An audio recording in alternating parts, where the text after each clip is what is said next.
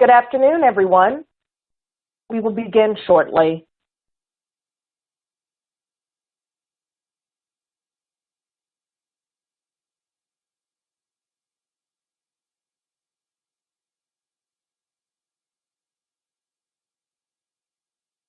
ASIS International presents Managing Emerging Risks Using a 5-Stage Security Maturity Model. Hello, and thank you for joining. I'm Raquel Allen, Learning Program Manager at ASIS, and today's host. We have some great information for you, but first, a few housekeeping items. On your screen, you'll notice a Q&A box to the left of the slides. If you have a question during the presentation, please type it there, and we'll address it during Q&A at the end. Below the Q&A box, you'll find the resource list. There, you'll find the slides from today's presentation and other useful links and resources. Should you experience any sound or audio disruption during the webinar, please refresh your browser. At the end of the program, an evaluation will pop up. Your feedback helps determine future programming, and we appreciate your input. Completion of this webinar is eligible for 1 CPE credit. CPE credit will be updated directly into your user profile within 48 hours after the webinar's conclusion. Self-reporting CPE credits is not required. ASIS International acknowledges and thanks Resolver for sponsoring today's webinar. Resolver helps the world's leading organization reduce the frequency and severity of negative events by providing an end-to-end solution for incident management, investigations, security operations, and threat assessments. Resolver enables corporate security teams to understand what's happening and why, so that you can better manage resources, minimize impact, and prevent incidents. Be sure to check out the resource list, as Resolver has provided 2 additional informational documents: how to increase visibility into security incidents and drive efficiency for your team, and managing security incidents, a workflow template for your team. For more information, visit resolver.com. And now I'd like to introduce today's presenters. First, we're joined by Jeff Sieben, CPP, CISSP, Product Manager at Resolver.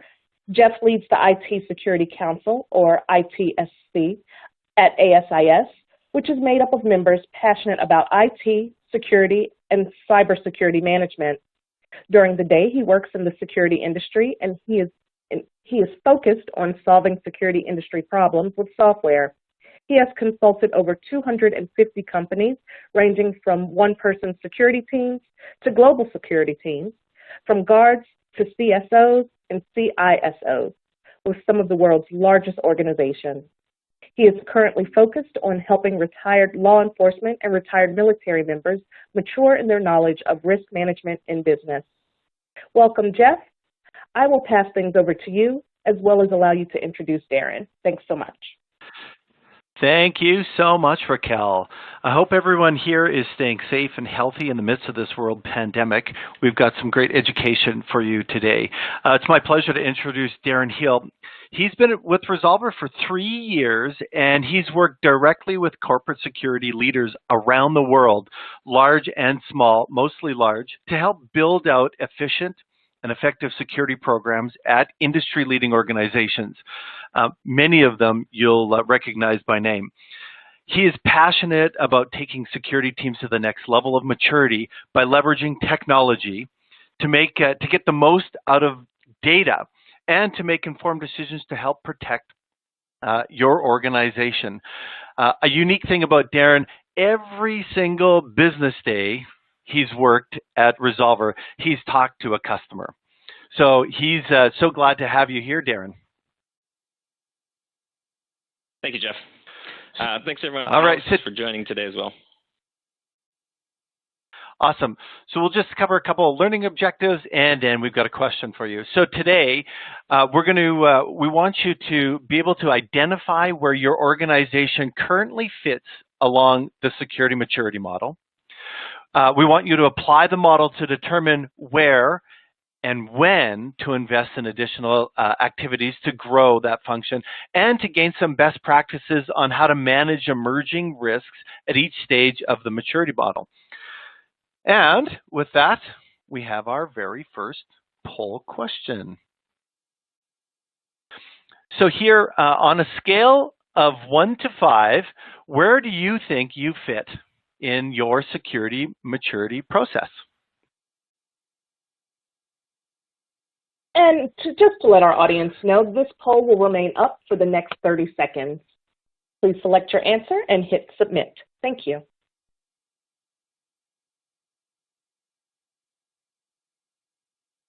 It's good, Darren, to baseline where we're at. And then we'll come through this and see where things are at the end. Yeah, I think it'll be interesting. A lot of people will have some perspective on where they sit, given the current scenario may have pulled some people down a bit.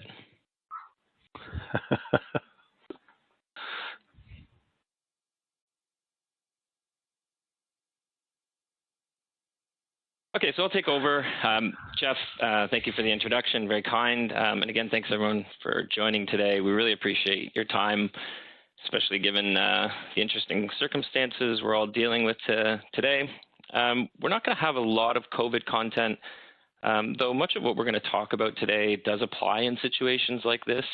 I know there's a lot of webinars happening around how to manage COVID, how security teams are reacting. So we sort of want to stay a little away from that. But what you will see is a lot of what we're looking at here and a lot of what we're hoping organizations will undertake will actually put you in good situations when things like this do occur again. I'm sure you're all noticing that within your organizations, the operations that were well-defined, well-documented, well-run were the first ones that were up and running again. And that's really what we want to get security teams. We want to take them to that point. We're trying to build resiliency here into organizations. Kind of glad we don't have the cameras on today. I have a little trouble standing in one spot, so nice that they're turned off so you don't see me walking around here. A little background about myself. I know Jeff touched on it. So I've been working with Resolver for over 3 years in customer-facing role. So as Jeff mentioned, I make every effort to be speaking with customers on a regular basis. We do have a number of them.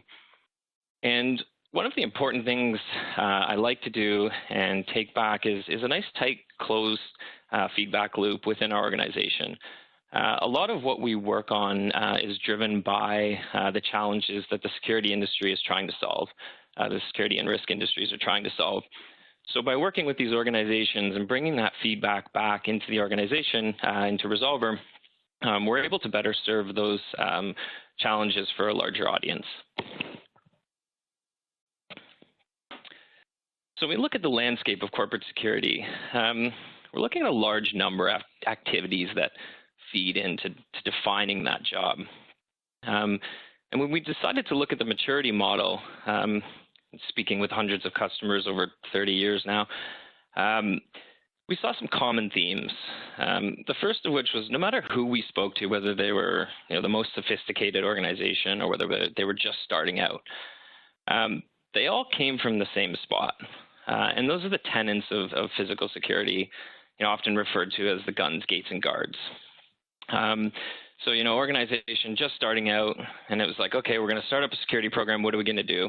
We're going to put up some gates, and we're going to hire some guards, and we're going to arm them. Okay, great. And then things were still happening. And it's like, okay, so then what's next?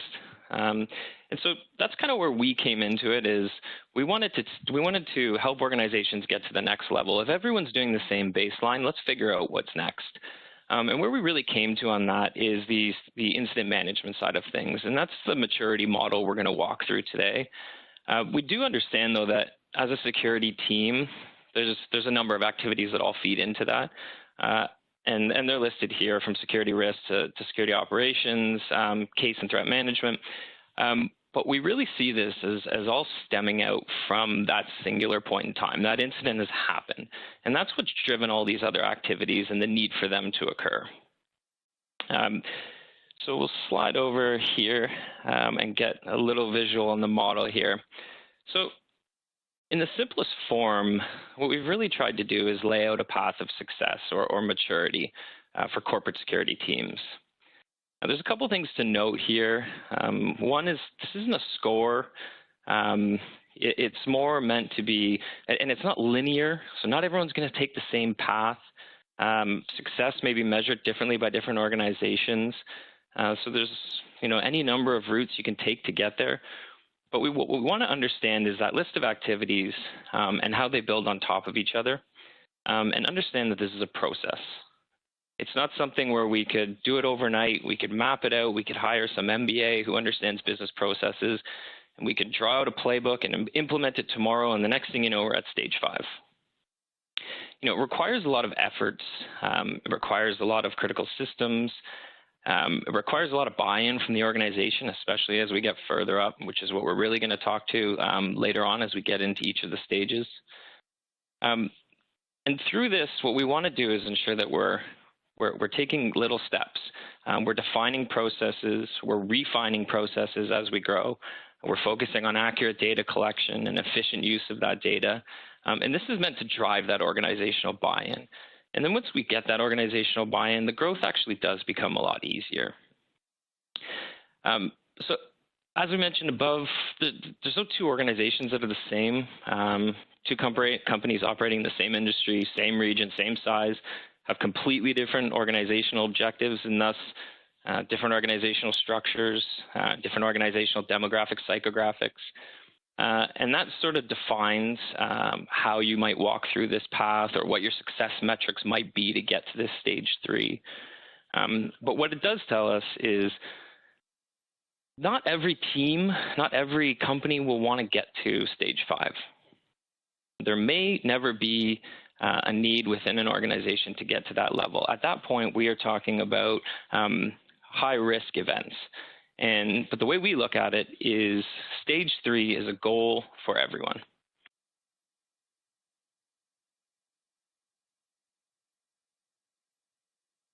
At stage 3, we're looking at a security organization who's efficient, effective, and a value add to the organization. And this is why we say this should be a goal for every organization. Processes are defined. The organization is bought in, and that means understanding what those processes are. They're second nature. Everyone understands their role in protecting the organization from internal and external threats. And we'll start to drill down on each of the stages. And as I mentioned, we built this out working with a number of customers. So I'll do my best to sort of weave in some of those real-world examples, give you a picture of what we're talking about here, and how we've accomplished those goals in the real world. And if anyone wants to reach out to me, as Jeff mentioned, I am happy to talk to anyone. So my email is just darren.hill@resolver.com. Feel free to send me an email. Happy to just chat. Add me on LinkedIn as well. I'm definitely happy to connect you with other customers as well, closing that in the market. Okay, so let's get into the weeds a little bit here. So if we looked at this as a roadmap, it'd be nice to say we could just tick all these boxes and there we are standing in Fort Knox. Probably not something that's going to happen. It's definitely not going to happen tomorrow. But it's a place we could all get to eventually, and it's a place we should all strive to get to eventually. So in looking at this, one of the key things that's probably coming to mind is, hey, I kind of do this stuff over here and the controls and auditing and analytical, and I do capture incidents, and yeah, that's fine. And so you're sort of all over, and that's perfectly fine. You've got processes that are on the less mature side, and then you're still taking an analytical approach to. They're fine. You may not tick every box here. We're probably looking at getting somewhere around the 80%. Once you've got 80% ironed out, processed, well-defined, you could sort of tick off that stage 1 box as somewhere that you're sitting at. So what we're really talking about is tracking what's happening at stage 1. So this seems easy. In theory, not so much in practice. So The first conversation we have with security teams is how they're getting information from the front lines, because that's really the gap we see most at this level. So security teams think, my guards know what's happening. They go out in the field. They see something. It gets reported. Fantastic. Is the rest of the organization doing that? Probably less so than you think. So there's a large retailer we work with, and you can imagine security for them is largely focused around loss prevention. So they had some pretty sophisticated loss prevention programs in place. They were done manually, but they were well defined. And one of the things they realized is where their incidents were coming from, and it was coming from their internal team. So they had two options there. One was add more bodies to that team, which, as we all have tried in the past, is a very difficult task to undertake. The other thing they could do was set out to engage the organization, to bring the organization into the security realm and say, we need you to tell us what you're seeing. So they went out, engaged the organization through the use of software, providing an application that was available to the broad group. Very simple, say, hey, see something, say something, report it here. So in the first year of implementing that process, they saw double the amount of incidents. So the organization looked at them and said, well, we're getting worse at this. And the answer was, we're not getting worse, we're just finally seeing what's actually happening. And this involved a pretty broad effort, and it was clearly defined, clearly mapped, and clearly communicated. Having those processes means that they become second nature. So when a retail employee on the floor sees something, they know exactly where to go, and you get that information immediately. That's what we're really looking at that level one, is capturing as much as we possibly can. We can't do anything with the data. We have a large enough data set to understand. And this does tie nicely into another piece here, the SLA piece. Now, if Mary Schiffer was on the line here, and she may be, but she can't talk to me. She was a former casino director, and she likes to say this needs to be standard operating procedure, not SLA. You've got my email, so we can debate the merits of the title anytime if you'd like. But what we're really talking about here is, now that we have that information, we need to be able to go to the rest of the organization, the people that are involved in those incidents, and establish SLAs with them.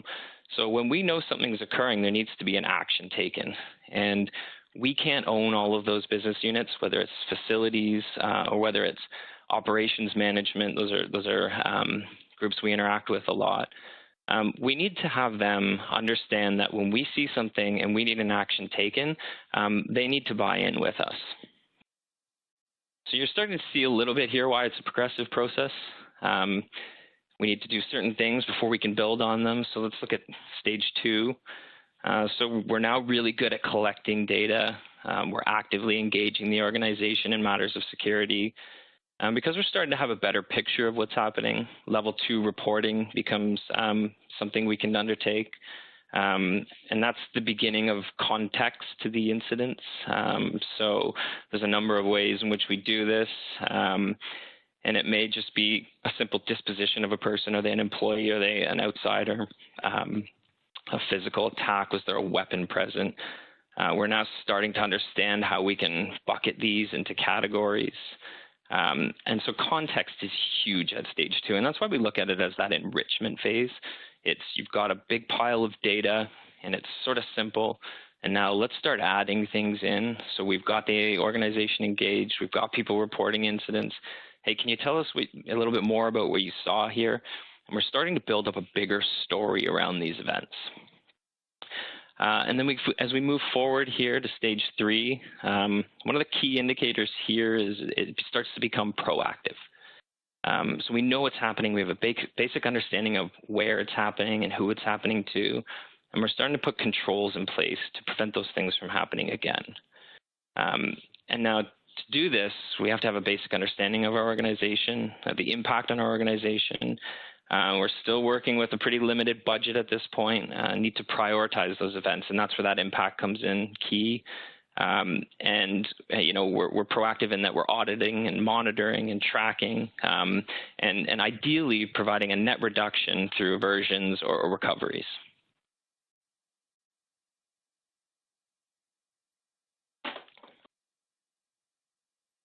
So we'll go into a little bit more detail and sort of the practicality at each of these stages.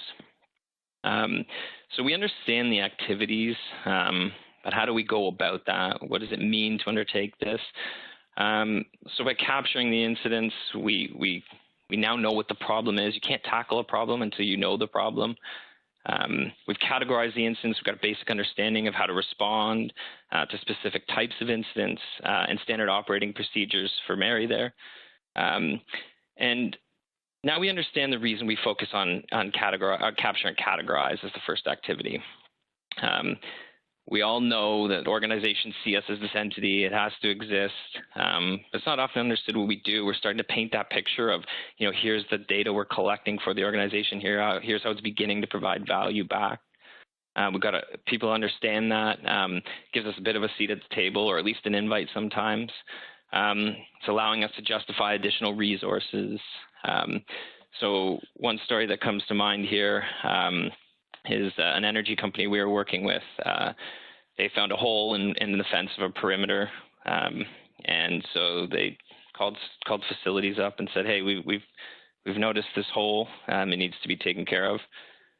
And sure enough, wasn't taken care of. 2 weeks later, "Hey, we noticed this hole. Still not taken care of." Okay. Turns out they had a break-in, and the access point was the hole in the fence.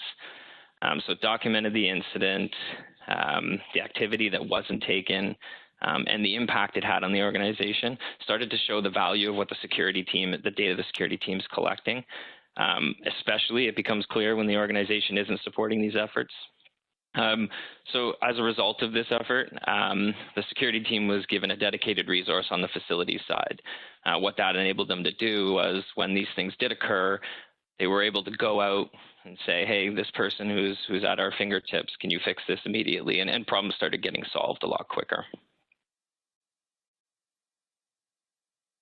And so if we look at the enrich phase, or stage 2, the big thing here, and it would be in capital letters, is context.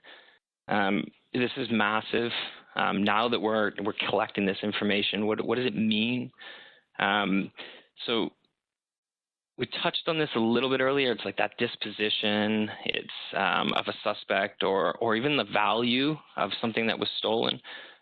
So we're on the front lines. We're maybe just relying on a person to say that a theft occurred, and if it was a theft of property, then now we're going to the next level of, okay, well, what was the value of that item to our organization? And so we're starting to get a better picture of people, organizations, or items that security needs to be aware of, bucketing those together. And what that is now giving us is a better understanding of the impact these things are happening. And we can get right down here to the root cause itself, the root cause of the incident itself. And another key piece here is this context now becomes really important to being a value add to the organization. And I'll draw back to Mary. She's got a great story here. Context. So as a security director at a casino, they had in place where if a ticket gets dropped, they refund it right away, essentially, to whoever dropped it. They're pretty sure they're going to recover it. And so they immediately, and then security and surveillance go into action. And what happens when they go into action is they track down the ticket from when it was dropped through all the cameras, all the way through to who picked it up, and then eventually. So in this particular case, there was a ticket for it's dropped. Person goes to the window, gets their $1,000, security kicks into action. So the process occurs, surveillance is involved. End of it becomes they find the person who has the ticket. They've spent $500 of $1,000. Thank you very much. We recover $5,000. We track that as an incident where $1,000 was lost, or $500 was lost. Sorry. But the reality of that is, it wasn't $500 that was lost. It was $1,000 that was lost and $500 that was recovered. And so what this team now started to do was tell the organization, hey, listen, over the course of a year, we actually had recoveries that exceeded this amount. So now, just by simply understanding the context and changing a bit of the way we tell the story, We turn our organization from a cost center into a profit center, or at least adding value back to the organization. This is very, very important as we continue to build this.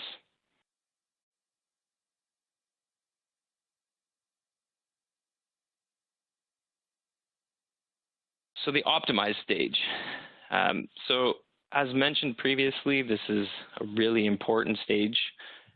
This is where we think every organization should strive to be. This is where we're seen as a value to the organization. This is where we're efficient. The basic processes of incident management, stemming into investigations, we're touching on threat. We're probably carrying out some investigations. We're maybe doing some light security risk management through location audits. All that stuff's sort of occurring, and it's done well. We're still pretty reactive in that when the incident happens, we react to it instead of actively going and looking for it, which we'll get to sort of a little further on here. But we've got everything nailed down. We've got all the technology in place. We've got cameras, we've got gates, we've got access control. And above and beyond that, we're able to track, and we know that cameras are working, the gates are secured, and the access control systems are firing. Beyond that, our organization understands how incidents come in. They understand what the process is. We're conducting audits of controls that we've put in place. So now that we know the types of incidents and we've put some controls out there to try and prevent those, we're checking in on those controls. We're making sure they're working. We're adjusting. We're more agile at this point.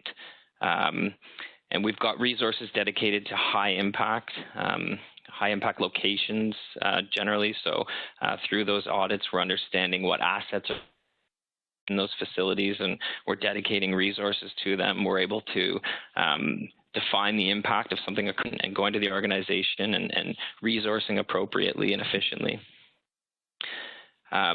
And through some slight modifications, we can achieve year-over-year savings by understanding these things. So a story that comes to mind working with a financial institution was they had a mandate across the organization to have a security guard at every location. And they brought in a new VP. We were working with the new VP, and he went in and he said, how do we know we needed a guard at every location? We've got locations that are deep inside malls, we've got lockdown doors, we've got all kinds of controls in place and cameras that we're viewing from our security operations center. Has anyone ever determined, the impact of not having a security guard here, saving some of that money, but also making customers feel a little more comfortable maybe?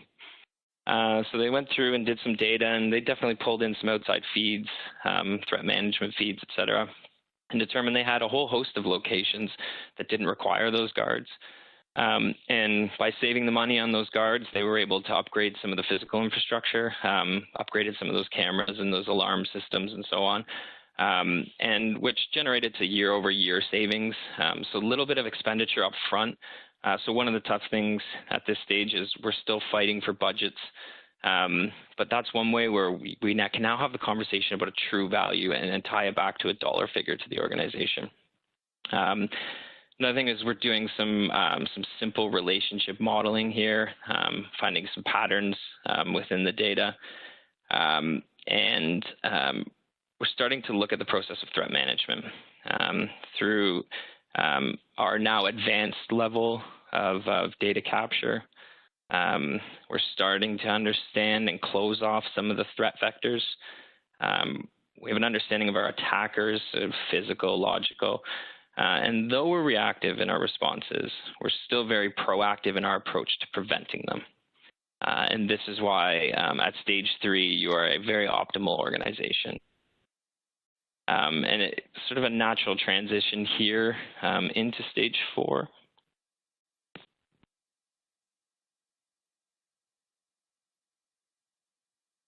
So there's definitely an obvious break here, and sort of touched on it a couple times.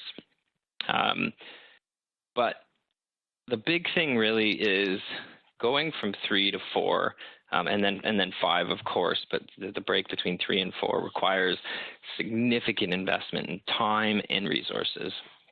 The process required to take this leap is, when we get to 5, sometimes limiting from a technology perspective.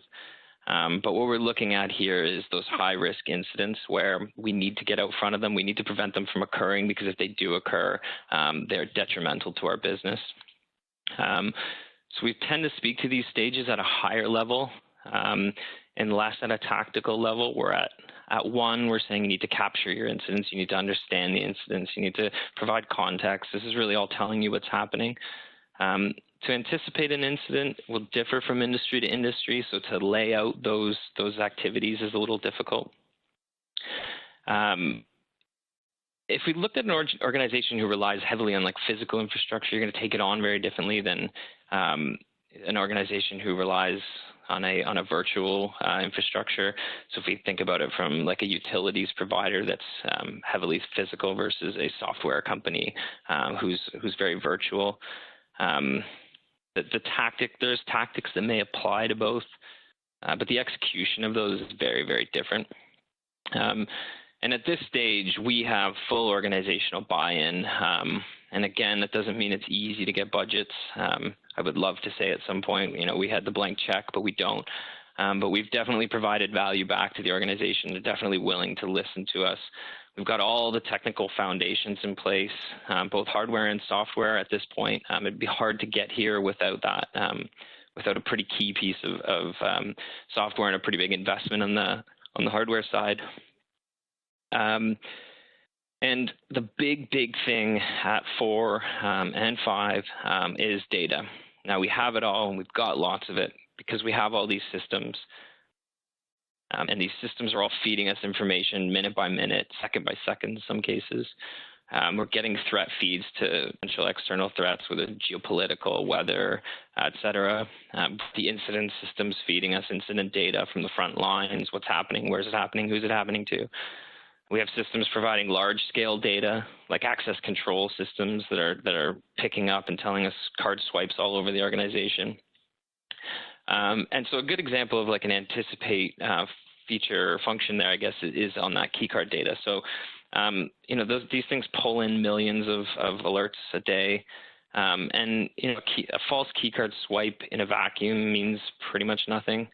But 100 in a week at the same door by the same person probably tells us something. And this is definitely an issue, and it could become an incident. We're likely looking at 2 outcomes here. Either that person should have access to that area and we should grant it, or that person really shouldn't, but definitely wants in. Both of these issues should be solved.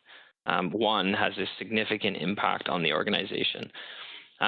So we now have this large data set. We've got a solid understanding of what it's telling us. We're maybe relying on some exception reporting in cases that point us in the right direction. But we're still very much looking at that data in silos. We're still very much combing through it. So we may have an alert set up that tells us about this keycard swipe, and then we go in manually and we look at the person. And, we determine, hey, this person shouldn't have access here, so we need to take action against that. What are we going to do? We're going to speak to whoever that is, a senior executive on that side of the business, or a direct manager, or something along those lines, and we're going to solve that problem. So we're still looking at things siloed and manually. And where we really start to take the next step is when we start to get into much big and better systems. We're relying on, at stage 5 here, we're really relying on AI and machine learning and sort of these buzzy words that are all around. And it's why at the very beginning I mentioned that we could possibly run into some technological issues. Sometimes the tech just isn't there yet, but the fact that we're thinking about it is strong. So I wanted to name this stage, with big data comes big responsibilities, but I got squished. If anyone wants to get behind me on that, I'm happy to position leadership here. But what we're really looking at now is non-obvious patterns in the data. So false key card swipe, 100, one door, same person in a week. Pretty obvious. But as we touched on, a single key card swipe in a vacuum doesn't really mean a whole lot, or does it? Because when we look at stage 5, we're definitely talking about massive data, and this is where we enter data lakes. And again, I can probably hear our management laughing in the background because I can go on for days and days about data lakes. I really do feel like they're an important part, and we work with some organizations who are leveraging them. But the reality of big data is it is incredibly expensive and incredibly difficult to mine without the right algorithms. It's expensive to hold. So we work with one organization who I think is probably one of the best in the world at it. And their data lake downloads every single night all the data from every single application that lives within their organization, and it's petabytes of data. So for those who have ever worked with big data, you know that is incredibly expensive. And it also becomes this big thing of what is the data telling us. We kind of have to build up to this point, but when we do get here, it is a huge value add to the organization. We're finding non-obvious things, and they are incredibly, incredibly high impact events. That's also why at the very beginning we touched on this. This is probably not a stage that everyone, every organization should or will strive to get to. I do want to just, before we move on from 5 here, though, want to say that there are components of this you can do at a smaller scale that are a little less expensive. It does come into play like once you start capturing this data. There are tools out there that help you with that. And so if you did want to talk about some of the things, some of the technology that people are using within the organization to go out and mine this data, even if it's at a smaller scale, I'm happy to do that as well. As I mentioned, getting into data is one of my pastimes in and out of work, so happy to have any discussions along those lines. Even though I said we don't really go into the activity level at these stages, I do want to just sort of show some of the things we're talking about for 4 and 5. So the automated monitoring. So we kind of went into that with like something like a access control system or an exception reporting. Sorry. We're starting to integrate our functions for threat feeds. So we're getting we're enhancing our data from the outside. And we're starting to use business intelligence, so tools out there where we're getting advanced level reports. And then 5, we're at that pattern recognition. But one of the things I want to point out here at level 5 is we're really starting to get into that multidisciplinary security team. It's where we start to branch things off. It's where we start to say, like, we work with a lot of pharma organizations, and they've got very sort of focused groups, whether it's brand protection, supply chain management, and then your physical security as well. And they're sort of all feeding this data up into a central organization that's mining it and then generating actionable insights for each one of those teams. It's a very, very important tenet of level 5.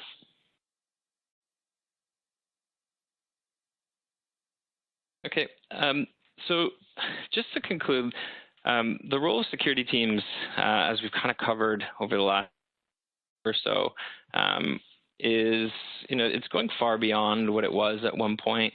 We're starting to look at things differently, no longer, living in this world of happy to be a cost center. We have to adapt and change with the circumstances of the business. For instance, remote workforces or increased cyber connectivity, everyone working from, cloud applications right now. And in order to do that, it's very, very critical to align the objectives of the security team with the organization. And so it's a theme that we've weaved through this maturity model is we're active with the rest of the business. We can't sit in a silo anymore. And so by maturing our security programs, we're enabling our own team, but we're also enabling the rest of the organization. We're not just looking at limiting an incident itself. What our objective is really to lower the risk profile of the entire organization. and create a more resilient organization as a whole. So if anyone wants to get into any more detail about this, we've written much more.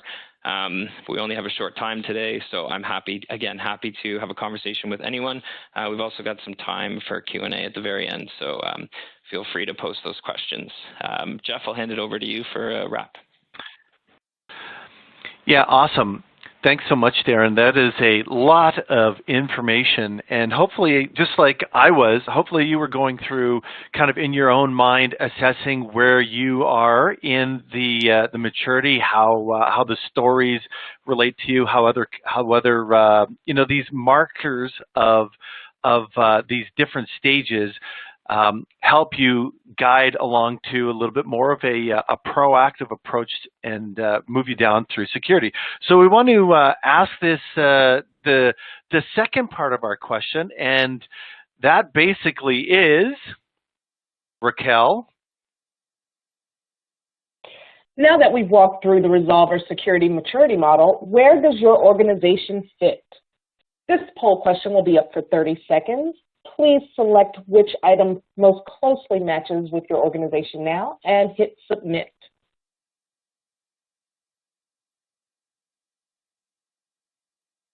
And we are going to take a look through right after this at the poll results. So what you answered for the first one, and then for the second one.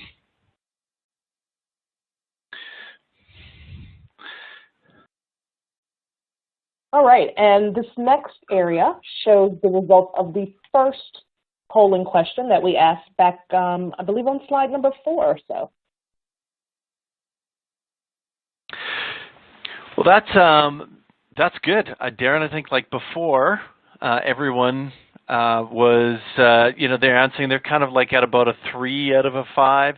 There's some that are at a 4 or 5 there, at least before. Yep, this is pretty in line with what we've seen through some other work we've done, as well as at the initial poll level. All right. Well, let's take a look at the next one. Here we go. Drum roll. And did that change? Slightly. Definitely came down a bit. But, yep, I think you're right there. Yeah, you know, when you, just to talk a little bit about this there, Darren, sorry to call you by your nickname, when you take a look at, you know, like that stage 3, you mentioned early on that not everybody's going to want to get into stage 4 or stage 5. Look, why was that? Well, it just really depends on the goals of the organization.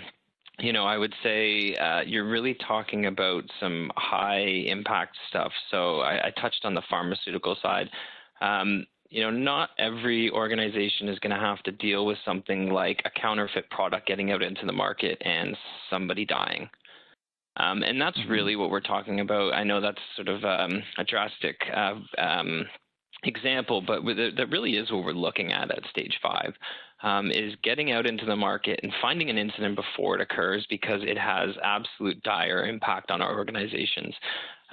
You know, so there may be, and it's kind of why we talk about this doesn't need to be a linear path. There may be events you are looking to prevent, those active shooter scenarios, and because you're putting enough controls in place to prevent that singular occurrence or that single type of event, I wouldn't say that would categorize as stage 5. I would say it's definitely taking on some of those activities, which is why at the end I kind of tie in that, you know, there's things you can do that are a bit more of an approach to that.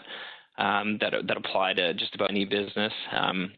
But when we get into stage 5, we are really talking about extremely high impact events, and events that could occur on a you know, a fairly frequent basis if we weren't ahead of it. Yeah, so that's kind of hits on like the business level of investment in security. If something is, you know, if we need to invest heavily to make sure that it doesn't happen, that's these level 4 or 5s. And not everybody's got an unlimited security budget. So that's just the reality of businesses. That's what it definitely boils down to, because I think if we gave security teams an unlimited budget, they'd be more than happy to get to level 5 whether they needed to or not. Right. That's right. I'm going to go hire HAL. What is it? The HAL 3000 to figure out what incidents I should be watching out for. Big reference back to an old time movie. All right, our recap. Darren, do you want to do the pledge, or do you want me to do this? You can go ahead. Still with us? Yeah. So whether you're at a 1, 2, 3, 4, and 5, there is a maturity scale that you're on, and you can look at. There's some questions here that are coming in. We're going to get to shortly. There's markers along the way of indicators that will tell you, where you are, but also there's a little bit of this forward thinking where you can see where you are. It's definitely a flexible scale, like Darren said. And you've got to use it as a guide. It's not something that you are going to be like, well, I'm at a 4 or I'm at a 1 and I need to get to a 2. It's meant to be a guide, kind of a directionality, if you will. Also, there's no finish line with it. As a team, you'll mature. As you gain more knowledge as a security professional, you'll mature, and you'll definitely be moving your security along a path. And we think this is the best path to move it along. Also, that your security processes, as you grow and as you encounter more other security professionals and other education, they're also going to evolve. So I think as you go through being able to adapt, listen to the needs of your organization, and work with your fellow security professionals wherever they are. Talk with others. You'll be able to move yourself from tracking to enriching to optimizing, and and maybe even into the innovation zone of your security maturity.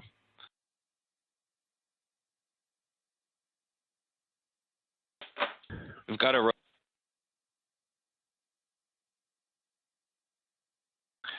Did we lose Darren? Nope. Darren, I should be here. We've got a. That's. Am I not on? We can hear you now, Partially. Darren. Yep, give her. Okay. I think we've got a rogue slide. We kind of touched on that at the very end. All right. All right.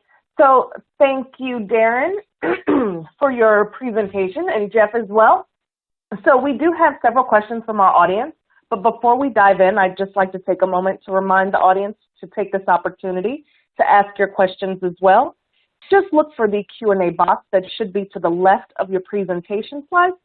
Type your question there, and we'll address it. So our first question, our attendee asks, how do you measure each level of the maturity model? So it's definitely a good question. And I think it's somewhat organizationally unique, I guess. It depends. So it really comes down to an assessment of when we say or a level 1, for instance, and we go into an organization like that retail one that I used at the very beginning. The first thing we wanted to measure with them, because they realized their problem was not capturing incidents, and this might sound counterintuitive, but the first thing we did, okay, let's go get more incidents. So we really went out and said, here's the success metric for us. If we come back in 6 months and we over year increase, we're probably headed in the right direction, and we can move forward. And that's when we get into categorizing those in. So once we have well-defined categories and we're able to bucket those, and we're not using others, we've got a pretty good understanding. That would be a success measure of of level 1. And as we get into level 2, we should be able to touch on some of the reporting pieces. We know that we had X amount of incidents over the last year that had this property attached to them, whether that's with an incident or with a weapon, whether that was a disposition, something along those lines. So we're really looking at it and we're saying, do we understand now the context behind our incidents? And then level 3, I would say from a very high level is when we're starting to measure our controls, because that's where we're looking at what value we're providing back to the organization. So we need to be able to say at stage 3 that as a security team, we saw this problem, we went out and put these controls in place, and here's the effectiveness of those controls. And there's a number of ways we measure that. That's kind of why it becomes organizationally unique. Are we measuring it from a cost reduction point of view or recoveries? And so we definitely, the way we work is to go into these organizations, set sort of 6-12-month targets on our objectives, and then go back and measure those targets. But from a 1, 2, 3, that's sort of a basic high-level measure of success for each of those. All right, thank you. Let's see, our next attendee asks, is it typical to have a person dedicated to entering data into Resolver? Does this change with your level of maturity?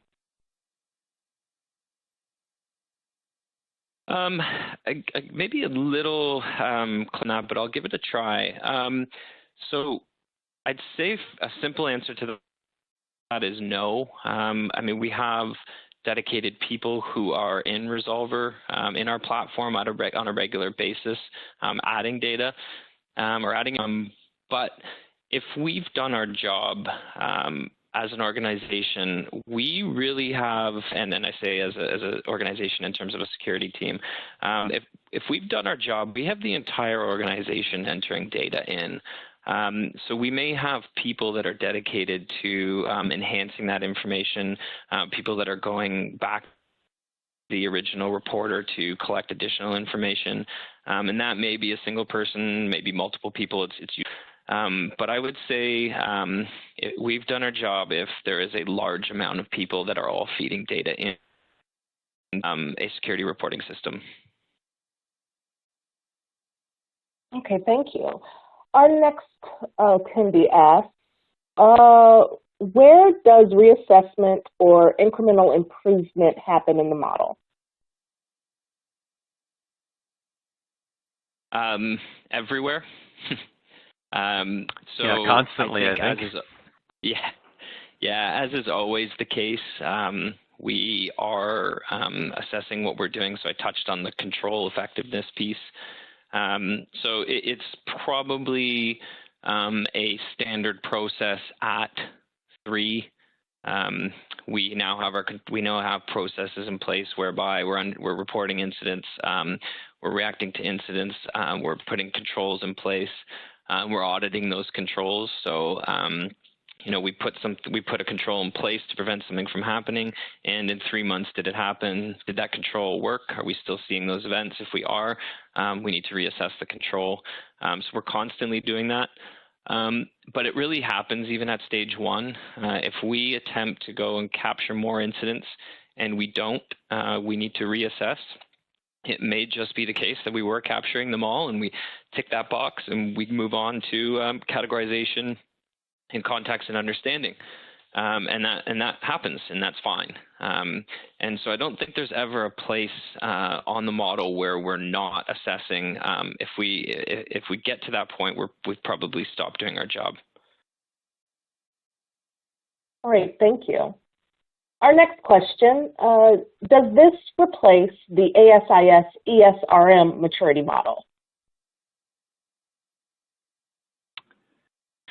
Yeah, that's a good question. You want to jump on that? Yeah. Yeah, sure. Yeah. I definitely feel like you can jump in here as well, Darren. But yeah, no, I think that so the ESRM maturity model that ASIS has, it's a complement. So there's if you don't know, ASIS has got an ESRM guideline. ESRM stands for Enterprise Security Risk Management, and it's focused on risk management, asset protection, and the risk management to control and protect the entire environment.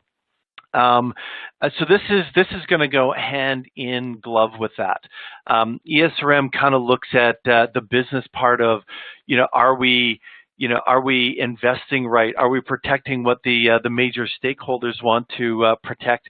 The Resolver Corporate Security maturity model here is really kind of giving you some of those tools and those indicators of protection that you'll put in place to make sure that the business stays protected. So it doesn't replace it, but it does work hand in hand with it. Okay, thank you. Anything you want to add there, Darren? Nope, I would say that's a perfect explanation. And there's definitely a few questions here about so the one question, is the maturity model a standard adopted by ASIS? Darren, I haven't answered for that. You haven't answered, or you have? I have, yeah, I definitely have I have an answer, but go ahead. Yeah, I think so the maturity model is based on thousands of organizations that over 30 years Resolver has worked with, and working with an entire generation and a half of security professionals. Just building on all that knowledge, working alongside other, like associations like ASIS, to just to make sure that that people are thinking well. They've got a path of growth. They're not wasting their time, and so it's based on thousands and thousands of customers and input to Resolver over the years. Anything to add?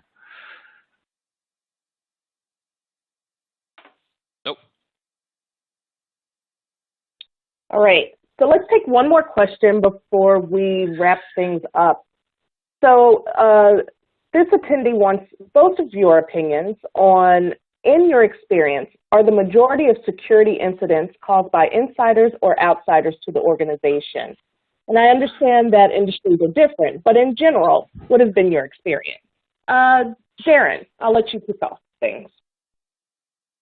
That's a really good question, and I would say the industry, it is very specific to industries, and I would say it actually does split evenly. In particular industries, it's much from the external side of things, and in if we looked at something like health, I would say you have a fairly even split in that from what we've seen versus if you looked at utilities, you're looking at very much an external threat scenario. But again, I don't know if there's a broad answer there. I think it does, and it also depends on company to company as well. Jeff, maybe you might have some more insight on that. Yeah, so it I mean, like you said, it is company dependent, but there's a lot of times there's insiders and outsiders, and they're threats to your organization. Even like the threat landscape, if you want to think of it this way, is going to be, it's not insiders and outsiders. It's more a human landscape that can be exploited, a physical landscape that can be exploited, and then there's a digital landscape that seems to be ever increasing that can also be exploited. And so, as an example, an insider or an outsider, someone external to your organization, they're both going to use technology. Your insiders are probably have a cell phone, a tablet, multiple devices, multiple email accounts. So this digital landscape is also pretty big. they're probably working from home now, so the digital landscape is definitely up there. How are you tracking incidents that happen when people are working at home?